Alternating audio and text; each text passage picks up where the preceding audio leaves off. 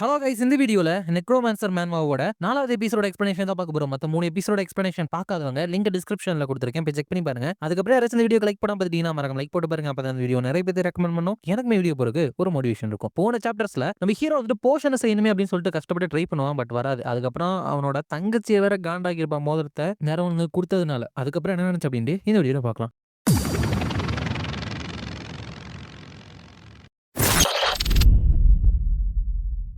சாப்டரோட ஸ்டார்டிங்ல ஹீரோ வந்துட்டு இப்ப அந்த லூசியா கூட சேர்ந்து வேலை செய்யலாம் அப்படின்ட்டு முடிவு பண்ணி அந்த போர்ஷனை மேக் பண்றதுல ரிப்போர்ட் வந்துட்டு நம்ம கிட்ட கொடுத்துட்டு இருக்கான். அப்ப அங்க என்ன சொல்லிருக்கான அந்த பொண்ணு கிட்ட, ஏய் கொஞ்சமாச்சும் எந்திரிச்சு ஓட, ஹோல் இயர் முழுக்க உன்னோட ரூம்குள்ள இப்படிதானே இருக்கு அப்படிங்கிறப்ப லூசியா இருந்துட்டு ஒன்லி இடியட்ஸ் மட்டும் தான் இப்படிலாம் பண்ணிட்டு இருப்பாங்க அப்படிங்கிறப்ப ஹீரோ வந்துட்டு நீங்க மறுபடியும் என்ன நான் புஷ் பண்ணிட்டு இருக்கேன், பட் லூசியா இருந்துட்டு சோம்பேறித்தனமா அப்படியே படுத்துட்டு தான் இருக்கா. உங்களோட ஃப்ரீ டைம்ல எக்ஸ்பெரிமெண்ட் பண்றதும் ட்ரைனிங் எடுக்கிறதும் வந்துட்டு கொஞ்சம் டயர்டா தான் இருக்கு, பட் அப்பப்ப அவ வந்துட்டு எல்லா விஷயத்தையுமே கொஞ்சம் ஃபாஸ்டா மாத்துறதுக்காக ஹெல்ப் பண்ணுவா அப்படிங்க. அதுக்கப்புறம் லூசியா கிட்ட கூப்பிட்டு, ஏன் லூசியா, ஏன் எப்ப பார்த்தாலும் இங்க நான் மட்டும் தான் ஒர்க் பண்ற மாதிரி எனக்கு ஃபீல் ஆகுது அப்படிங்கிறப்ப அவருன்ட்டு, அது ஒண்ணும் இல்ல சீனியர், உங்களோட கற்பனை. சரி விடுங்க, நீங்க எதுவுமே பண்ணாம இருக்கிறதுக்கு அதுல போட்டுக்கிற அந்த மட்ராட்டா ரூட்ஸோட அமௌண்ட்டை மட்டும் கம்மி பண்ணிட்டு டோடோர்ஸ் மரத்தோட சாரை வந்துட்டு இன்னும் கொஞ்சம் அதிகப்படுத்துங்க அப்படின்னு சொல்றப்ப ஹீரோ காட் இட் அப்படின்னு சொல்லிட்டு மனசுக்குள்ள அவளோட அந்த இன்ட்யூஷன் அப்படிங்கிறது ரொம்பவே அக்யூரேட்டா இருக்கு. சம்டைம்ஸ் அந்த பிரச்சனையோட ஹார்ட் என்ன அப்படின்னு சொல்லிட்டு அவளோட முழுசா புரிஞ்சுக்க முடியுது.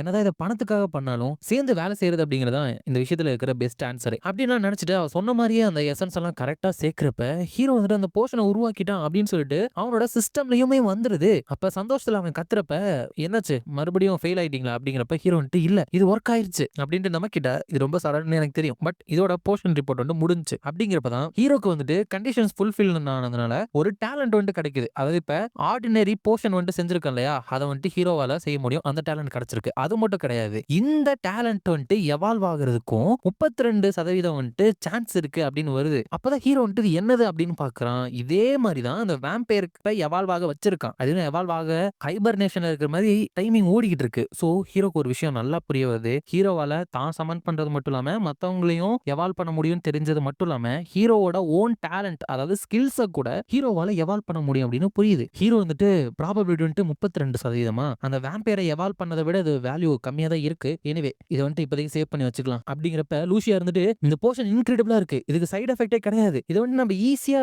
யூஸ் பண்ணலாம், உடனே இந்த போர்ஷனை எக்ஸாமின் பண்ண கமிட்டிக்கு வந்துட்டு ஒரு ரெக்வஸ்ட் வந்துட்டு வைக்கலாம் அப்படிங்கிறப்ப ஹீரோ இருந்துட்டு, கண்டிப்பா இதை நீயே பண்ணிடலாம், ஏன்னா பேசிக்கா இவ்வளவு வேலையும் இப்ப நான் தானே பண்ணிருக்கேன் அப்படிங்கிறப்ப அவர் இருந்துட்டு, எனக்கு வந்துட்டு நாளையிலிருந்து மிட் டர்ம் ஸ்டார்ட் ஆகுறதுனால எல்லாமே எனக்கு கொஞ்சம் பிஸியா தான் இருக்கும், பட் சின்ஸ் நீங்க வந்துட்டு இதை எனக்கு ஈஸியா மாத்தி விட்டீங்க, அதனால இந்த விஷயத்தை நானே பாத்துக்கிறேன் அப்படிங்கிறப்ப ஹீரோ வந்துட்டு, ஈஸியா அப்ப வேணும்னே தான் நீ எதுவுமே செய்யாம இருந்தியா அப்படின்னு கேட்கிறான். அதுக்கப்புறம் அந்த வேம்பயரை வந்துட்டு இப்ப எவால்வ் பண்ண வச்சிட்டு இருக்கான்ல, அது இன்னும் எவால்வ் ஆகி முடிக்கிறதுக்கு 14 நாள் 21 மணி நேரம் இருக்கு. அப்ப அவ இருந்துட்டு, நீ எனக்கு என்ன பண்ண ஆண்ட்ரியாஸ், என்னோட ஹோல் பாடியுமே அப்படியே எரியற மாதிரி வழியில இருக்கு, பட் இந்த பெயினையும் தாண்டி என் உடம்புக்குள்ள என்னமோ நடக்கிற மாதிரி இருக்கு அப்படின்னு எவால்வ் ஆகிட்டு இருக்கா. அதுக்கப்புறம் ஹீரோவும் அவனோட கிளாஸ்ல இருக்கிறவங்களும் அவங்களோட மிட் டர்ம் எக்ஸாமுக்காக போயிட்டு இருக்காங்க. அந்த இடத்துக்கு போனோடனே எல்லாருமே கேதர் ஆகுங்க, என்னன்னு அப்படின்னு எக்ஸ்பிளைன் பண்றோம் அப்படின்னு அங்க சொல்றாங்க. ஹீரோ இருந்துட்டு, இதுவே லூசியாவா இருந்தா ஃபர்ஸ்ட் எக்ஸாமினேஷனை ரொம்பவே ஈஸியா பாஸ் பண்ணிருப்பா, அதுக்கப்புறம் ஒரு மேஜிக் டவர் இருக்கு, அங்கதான் லாஸ்ட் பார்ட்டை வந்துட்டு நாங்க முடிச்சாகணும், நான் வந்துட்டு நிறைய ட்ரைனிங் எடுத்துட்டு இருக்கேன், சோ அதனால என்னோட ஸ்வாட்ஸ்மேன்ஷிப்பும் என்னோட நெக்ரோமான்சியும் கொஞ்சம் கன்சிடரபிளி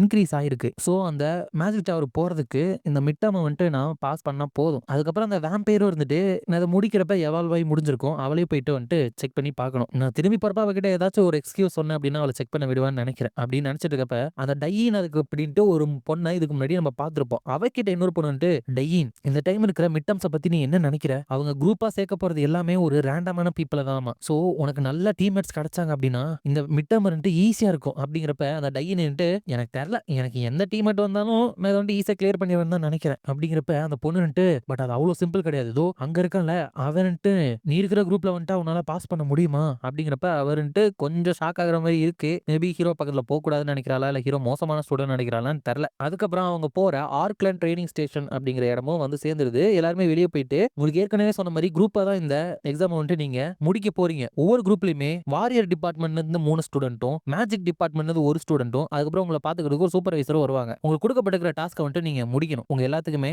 நல்லக்க வந்துட்டு விஷ் பண்ணிக்கிறேன். அப்போ உடனே ஹீரோ வந்துட்டு அவனோட டீம்மேட் லிஸ்ட்டை பார்த்துட்டு, போச்சு இந்த அகாடமில என்னையும் கேரனையும் தவிர நிறைய வில்லன் கேரக்டர்ஸ் கேம்ல இருக்கிற மாதிரி இருக்காங்க. அதுல 2 பேர் ஆல்ரெடி என் குரூப்ல இருக்காங்களே. ஃபர்ஸ்ட் ஒன் ஹசார் அப்படிங்கிற ஒரு பைத்தியக்காரன். அதுக்கப்புறம் அகாடமியோட ஒரு இன்டிஸ்கிரிமினேட்டிங் கொலகாரி விவியன் அப்படிங்கிற பைத்தியக்காரி. எதுக்காக இவிய குரூப்ல நான் இருக்கேன்? வில்லன் கேரக்டர் இருக்கறனால எனக்கு லக்குமே கூடவா இல்ல அப்படின்னு இருக்கிறப்ப ஒரு ப்ளூ கலர் மண்டைய வந்துட்டு, நீ போட்டோவை பார்த்தல, நான் தான் கிறிஸ்டபர், நான் உன்னோட குரூப்ல தான் இருக்கேன். உன்னோட உடம்ப பார்க்கும்போது நீ வாரியர் மாதிரி ட்ரைனிங் எடுத்துருக்க போல, நீ ஒரு மெஜிஷியனா இருந்தாலும் நான் பார்த்தாலே டிஸ்கஸ்டிங்கா இருக்கு, என் வழியில மட்டும் குறுக்க வராத அப்படிங்கிறப்ப அந்த ஹசார் அப்படிங்கிறவன், ஹலோ என்னோட பேர் தான் ஹசார், அதுக்கப்புறம் இந்த மாதிரி ஒரு அன்ஃப்ரெண்ட்லியான வாரியர் இருக்கிறது கொஞ்சம் பிரச்சனைன்னு நினைக்கிறேன் அப்படிங்கிறப்ப அடுத்து விவியன் அப்படிங்கிற 3வது பொண்ணும் அவரோட பேரை மட்டும் சொல்லி இன்ட்ரோடியூஸ் பண்ணிக்கிறா. அதுக்கப்புறம் அந்த கிறிஸ்டபரும் அந்த ஹசாரும் இருந்துட்டு இந்த மாதிரி ஹீரோ வந்துட்டு மெஜிஷியனா இருந்தாலும் ஸ்வாட்ஸ்மேன்ஷிப் கத்துக்கிறது வந்துட்டு பெரிய பிரச்சனை அப்படின்னு சொல்லிட்டு அடிச்சுக்கிட்டு கிடக்காங்க. ஹீரோ வந்துட்டு, ஏ இடியட்ஸ், எதுக்குடா அப்ப சண்டையை மட்டும் ஸ்டார்ட் பண்ணிடாதீங்கடா, அதை விட ஒரு பெரிய பிரச்சனை நம்மளோட குரூப்ல வந்துட்டு இருக்கு, எதுக்காக இந்த யாங்கிய வந்துட்டு எங்களுக்கு ஒரு சூப்பர்வைசரா போட்டிருக்காங்க, கண்டிப்பா இதுதான் ஒர்ஸ்ட் குரூப்பா இருக்க போகுது அப்படிங்கிறப்ப அங்க இருக்கிறவங்க,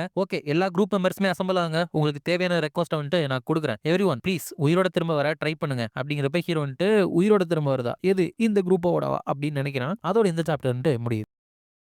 நெக்ஸ்ட் சாப்டர்ல இவங்க எல்லாத்துக்குமே சூப்பர்வைசரா போற வந்துட்டு நான் என்ன இன்ட்ரோடியூஸ் பண்ணிக்கிறேன். என்னோட பேரு ஐவி கிளார், நான் தான் உங்க குரூப்போட சூப்பர்வைசர். நமக்கு கொடுத்திருக்கிற டாஸ்க் வந்துட்டு இதுதான். சோ இதை வந்துட்டு கேர்ஃபுல்லா பாத்துக்கோங்க அப்படிங்கிறப்ப பேரன் பேலரிக்ஸோட இடத்துல வந்துட்டு ஒரு விஷயத்தை இன்வெஸ்டிகேட் பண்ணணுமா. அந்த இடத்துல இருக்கிற ஒரு நிலத்துக்கு சொந்தக்காரர் வந்துட்டு திடீர்னு கொலை செய்யப்பட்டிருக்கிறாரு. அதை இன்வெஸ்டிகேட் பண்ண போனவங்களும் காணாம போயிட்டாங்க. சோ அதனாலதான் இந்த குரூப் இருந்துட்டு போயிட்டாங்க என்னன்னு செக் பண்ணணும். அப்ப இவ இருந்துட்டு ஏதாச்சும் கொஸ்டின் இருக்கா அப்படிங்கிறப்ப ஹீரோ வந்துட்டு, இவ கேம்ல இருந்ததை விட ரொம்ப அக்ரெசிவா இருக்காளே, ஃபியூச்சர்ல இவ யங்கஸ்ட் ஒரு 6ஆம் மாஸ்டரா மாறுறது மட்டும் இல்லாம இவளை தவிர மத்த எந்த ஒரு இன்ஃபர்மேஷனும் கேம்ல கிடையாது. இவளோட ஸ்கில்ஸ் வந்துட்டு நல்லா இருக்கும், பட் இவளோட பர்சனாலிட்டி வந்துட்டு எல்லா விஷயத்தையும் டிஃபிகல்ட் ஆக்காம இருந்தா சரி அப்படிங்கிறப்ப அந்த ஐவி இருந்துட்டு நம்ம ஹீரோ பட்டு அந்த பாசான் தலையை இருந்துட்டு ஏதோ நைட் மாதிரி ட்ரைனிங் இருக்கிறதா நான் கேள்விப்பட்டேனே, உன்ன மாதிரி ஒரு மெஜிஷியனா எதுக்கு அப்படி பண்ற, எனக்கு கேட்கவே வேடிக்கையா இருக்கு, உன்னால ஒரு வெயிட்டான பொருளை உங்களை தூக்க முடியுமா அப்படிங்கிறப்ப ஹீரோ இருந்துட்டு இந்த மாதிரி விஷயத்தங்களை ஒரு சிக்கனோட எலும்பை வாயில வச்சுட்டு கூலா ஆக்ட் பண்ணிட்டு இருக்கிறவங்க சொல்றதை கேட்க எனக்கு தான் வேடிக்கையா இருக்கு அப்படிங்கிறப்ப ஐவி இருந்துட்டு, என்னால இங்க ஸ்மோக் பண்ண முடியாது, அதாவது பண்ணிட்டு இருக்கேன், வேணா எனக்கு பதிலா இது நீ வாயில வச்சுக்கிறியா அப்படின்லாம் கேட்டுட்டு இருக்கப்ப ஹீரோ வந்துட்டு, ப்ளீஸ் நாங்க போக வேண்டிய இடம் சீக்கிரம் வரணும் அப்படிங்கிற. அதுக்கப்புறம் அந்த பேரனோட மேன்ஷன் இருக்கிற இடத்துக்கு வந்துட்டு இவங்க போறாங்க. அந்த இடத்துல பேரன் பாலரிக் அப்படிங்கிறவர் இருந்துட்டு, வாங்க ரொம்ப தூரம் வந்திருக்கீங்க போல, இந்த சிச்சுவேஷன் இருந்துட்டு நடந்தது ஒரு ஷேம் தான், பட் உங்களுக்கு எல்லாத்தையுமே நான் எக்ஸ்பிளைன் பண்றேன். கொலை செய்யப்பட்ட ட்ரிம் வில்லேஜோட லேண்ட்லார்டு இருந்துட்டு என்னோட நெஃப்யூ தான். அவன் வந்துட்டு ஒரு பேரனட் தான், பட் அவனுக்கு ஃபேமிலி கிடையாது, இவ்வளவுதான் இன்ஃபர்மேஷன் எனக்கு தெரியும் அப்படிங்கிறப்ப தேங்க்யூ ஃபார் யுவர் டீடைல்ஸ் அப்படின்னு நம்ம ஹீரோட டீம் சொல்றப்ப அந்த பேரன் பேலரிக்கோட பட்லர் வந்துட்டு மை லார்ட் இந்த யங் மாஸ்டர் அப்படின்னு சொல்லிட்டு என்னமோ ஒன்னு காதுல சொல்றப்ப ஹீரோக்கு வந்து அது என்னமோ சந்தேகப்படுற மாதிரி இருக்கு. உடனே அந்த பேரன் வந்துட்டு, நான் வந்துட்டு ஒரு விஷயத்தை அட்டன் பண்ணும், கொஞ்சம் எக்ஸ்கியூஸ் பண்ணீங்கன்னா நான் கிளம்புறேன், best all of you all அப்படின்னு சொல்லிட்டு போறாரு. அப்ப அந்த பட்லர் வந்துட்டு, எங்களை மன்னிச்சிருங்க, யங் மாஸ்டருக்கு வந்து கொஞ்சம் உடம்பு சரியில்லை அப்படிங்கிறப்ப ஐவி வந்துட்டு, அதெல்லாம் ஒரு பிரச்சனை இல்லை, எங்களுக்கு தேவையான இன்ஃபர்மேஷன் கிடைச்சிருச்சு, நாங்க இங்க இருந்து கிளம்புறோம் அப்படின்னு சொல்லிட்டு கிளம்புறாங்க. வெளியே அந்த ஐவி வந்துட்டு, கிறிஸ்டபர் வெப்பனை பாத்துக்கிறதுக்கு ரொம்ப சந்தோஷம். அதுக்கப்புறம் அவனோட நெஃப்யூ வந்துட்டு மிஸ் ஆனாலும் ரொம்ப காமா இருந்துட்டு பேசுறான்ல, ஏதோ ஒண்ணு தப்பா இருக்கு, ஏ பாசி மண்டையா, இதனாலதான் நம்ம இங்க இருந்து சீக்கிரம் போகணும் அப்படின்னு நீயும் சொன்னியா அப்படிங்கிறப்ப ஹீரோ இருந்துட்டு, ஆமா நிறைய விஷயம் வந்துட்டு இங்க சஸ்பீசியஸா இருக்கு, எஸ்பெஷலி இங்க அமுச்சு வச்ச இதுக்கு முன்னாடி இன்வெஸ்டிகேட்டர் வந்துட்டு கான்டாக்ட் விட்டு இழந்தது, என்னமோ இது வந்துட்டு ஃபேப்ரிகேட்டட் ஸ்டோரி மாதிரி இருக்கு, ஒரு மாசம் ஆயும் கூட ஒரே ஒரு இன்வெஸ்டிகேட்டர் தான் இந்த இடத்துக்கு அனுப்பியிருக்காங்க, பட் இன்னுமே சந்தேகப்பட வேண்டிய விஷயம் என்னன்னா பட்லரோட ஆட்டிடியூட் அப்படிங்கிற. என்ன அந்த பட்லர் சொல்லியிருக்கான் அப்படின்னா, நீங்க வந்துட்டு இப்பயே போனீங்க அப்படின்னா நைட் ஆயிரும் அங்க போய் சேர்றதுக்கு, அதனால காலையில வந்துட்டு சீக்கிரமா கிளம்பி போங்க அப்படின்னு சொல்லியிருக்காப்ல. ஆனா நம்ம ஐவி இருந்துட்டு, உங்க கன்சர்னுக்கு ரொம்ப நன்றி, பட் வேணாம், நாங்க இப்பவே கிளம்புறோம் அப்படின்னு சொல்லியிருக்கா. அப்ப ஹீரோ வந்துட்டு, நம்ம வந்துட்டு இங்க ஸ்டே பண்ண மாட்டோம் அப்படின்னு சொன்ன உடனே அவனோட பிளான் ஃபெயில் ஆயிருந்த மாதிரி நம்மள வந்துட்டு பார்த்தான். அது மட்டும் இல்லாம அவங்க எல்லாருமே ஆங்ஷியஸா இருந்தாங்க, அவங்களோட பிரீத்திங் வேற மாதிரி இருந்துச்சு, கொஞ்சம் பயந்துட்டு இருந்தாங்க. சோ அவங்க ஏதோ ஒன்னு மறைக்கிற மாதிரி தான் அவங்களோட ஆட்டிடியூட் முழுசா இருந்துச்சு. அப்படிங்கிறப்ப ஆல் ரைட் அப்படின்னு அந்த வில்லேஜுக்கு வந்துட்டு நம்ம இப்பவே போலாம் அப்படின்னு சொல்லிட்டு அவங்க வந்துட்டு வண்டியில ஏறி போயிட்டு இருக்காங்க. உள்ள போறப்ப கூட அந்த கிறிஸ்டபர் வந்துட்டு, நம்ம ஸ்டே பண்ணதுக்கு ஏதாச்சும் ஒரு இடத்த பார்த்துட்டு அப்புறம் போக கூடாதா அப்படிங்கிறப்ப ஐவி இருந்து, இல்ல இன்வெஸ்டிகேஷன் தான் நமக்கு முக்கியம், ஃபர்ஸ்ட் அந்த லேண்ட்லார்டோட கேஸ்ல போயிட்டு இன்வெஸ்டிகேட் பண்ணலாம் அப்படிங்கிறப்ப